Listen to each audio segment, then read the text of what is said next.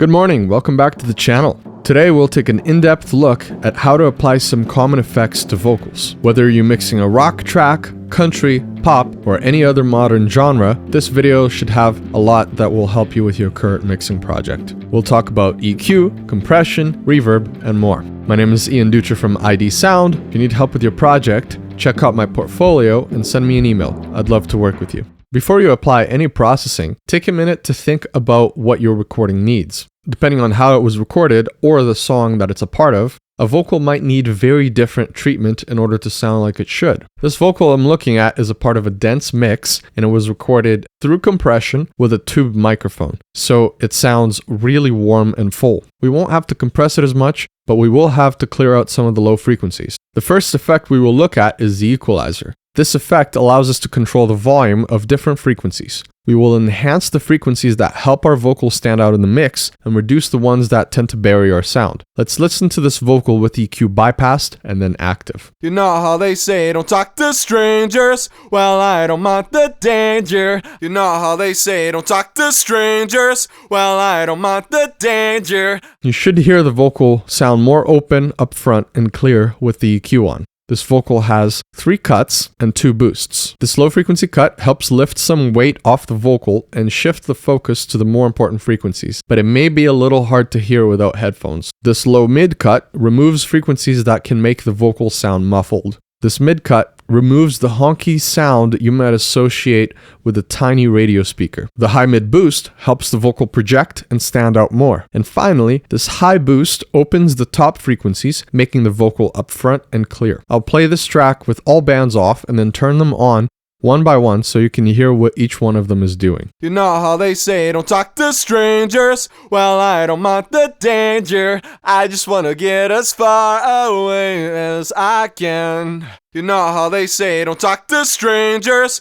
Well, I don't mind the danger. I just want to get as far away as I can. In order to control dynamics, we will use a compressor plugin. This allows us to turn down the loud sections of our performance and turn up the overall gain so we get a more consistent volume. Since there's already some compression here, we don't need to compress this track as much, but chances are you're not recording through compression at home, so you may need a lot more compression than I do in this case. I set the threshold down to the point where I'm applying about 6 decibels of gain reduction, which means how much the compressor is turning down the volume at the loudest parts. And to compensate for that, I added 6 decibels of makeup gain. In vocals, a medium attack setting around 10 milliseconds tends to work well and let through consonants while still controlling the volume, although you could have slower settings for a more natural sound. A medium release around 200 milliseconds works well too, but if you want more aggression, make it faster at around 50 to 100 milliseconds. Ratio and knee are more complex topics I'll save for another video. For now, 0 knee and 4:1 ratio works. Let's compare before and after, keeping in mind there is already some compression in the original recording, but you should still hear the vocal become more solid and consistent. You know how they say don't talk to strangers?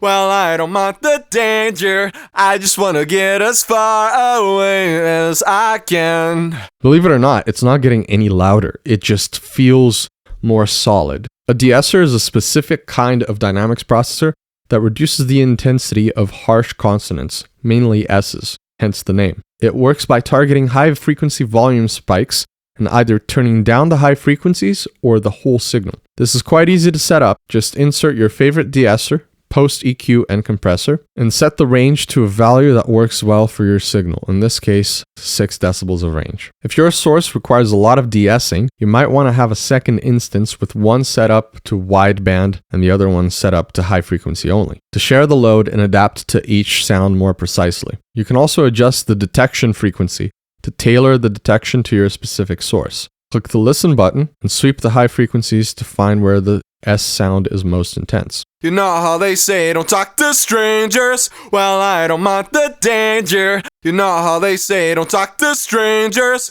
Well, I don't mind the danger. Saturation is a subtle form of distortion, which may not be clearly audible, but will expand the timbre of a vocal and make it even more consistent. Think of how much fuller a guitar sounds in a rock record, as opposed to on a disco song where it sounds a lot cleaner and snappier. You can push this really far to make a metal vocal cut through a wall of guitars, or have it more subtle for just a little bit of energy lift. You know how they say don't talk to strangers? Well, I don't mind the danger. I just wanna get as far away as I can.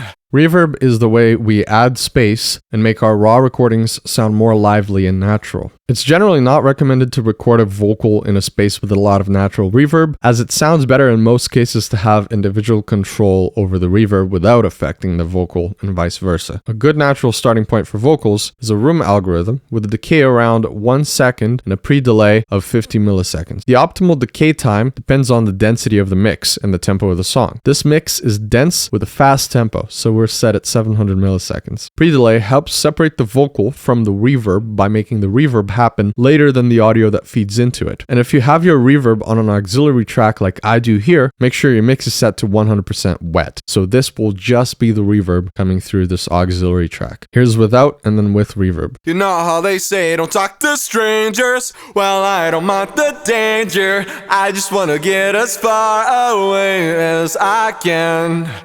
Delay is another effect that we can use to give the impression that we are in a space. Unlike reverb, which is composed of many reflections happening faster, delay is composed of fewer reflections happening slower. This mimics very large spaces such as canyons, arenas, or any other place where the sound takes a long time to travel and loses a lot of energy in the process. As there are fewer reflections, delay does not take up as much space in the mix as reverb. That, in combination with the kind of space that it mimics, is the reason why it can add so much size and power to a vocal in a dense mix like this one. Here's the vocal without and then with delay. You know how they say don't talk to strangers? Well, I don't mind the danger. I just wanna get as It almost sounds like we went from listening to music in our headphones to watching a concert at the Red Rocks, because that's the kind of sound that environment has. Now let's talk about analog effects. This is not a category of effects, rather it's a different flavor of the same effects that we talked about earlier. As you can infer from the word analog, these plugins are digital recreations of the analog units that were used to accomplish these effects in the early days of recording. This is a classic Pultec EQP-1A, which is a gentle broadband equalizer that can shape the sound of any source in a surprisingly natural way. In combination with the MEQ5 variant of the Pultec, you can control the whole frequency spectrum and shape your tone in a way no other EQ can. Next, the 1176 is a FET compressor that has a super upfront sound with lots of built-in saturation and fast attack and release. It adds grit and energy to anything you put through it. The LA2A is a gentle tube compressor with a natural sound and simple controls. This is similar to what this vocal was tracked through. We also have a tube saturation setting in Saturn, helping us create some of that classic overdriven 610 style vintage console sound. And lastly, we have a plate reverb, which is one of the first technologies that recording engineers used to create artificial reverb. These effects accomplish the same goals in practice, but the result has a lot of character and personality that would be otherwise much harder to achieve using only digital style effects. Now let's hear the differences between our dry vocal, our modern plugin chain, and our analog style plugin chain. First in isolation, then in context. You know how they say don't talk to strangers?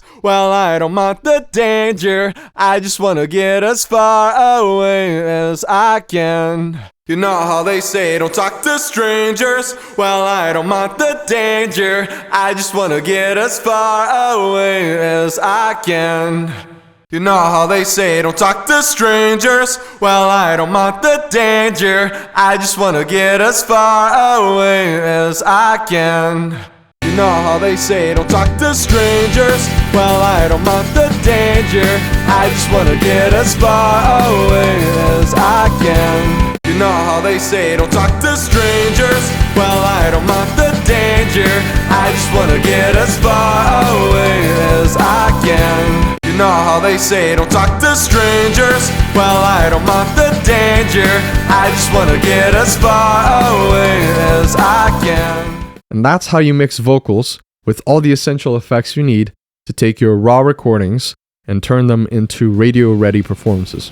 If this video was helpful, leave a like, subscribe, and drop a comment to let me know what kind of music you're working on and how it's going so far. Don't forget to check out my website to learn more about my services.